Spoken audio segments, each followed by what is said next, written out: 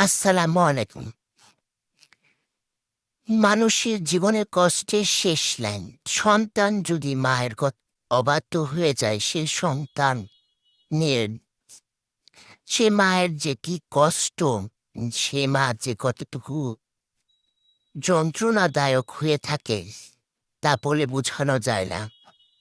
কিন্তু একটা মা কখনো চায় না সন্তানটা নষ্ট হয়ে যায়। কিন্তু এই সন্তানরা একসময় বুঝতে পারে যে আমি ভুল করছি। আমার মা কত কিছু। কিন্তু যখন আমরা এই বয়সটায় ১২, ১৩, ১৪ বছর বা ১৮ বছর, ১৯ বছর বাচ্চাগুলোকে যখন আমরা বুঝাই, তখন না আমাদের কথাগুলো শুনতে চায় না। মনে করে কি আমরা তার শত্রু। বন্ধু-বান্ধবী সবচেয়ে বড় আপনজন। সব বন্ধু সত্যিকারের বন্ধু হয় না। কিছু বন্ধু হয় ধ্বংস করার জন্য। আর যে বন্ধুগুলি ভালো বন্ধু থাকে, সে থাকে হলো সত্যিকারের বন্ধু।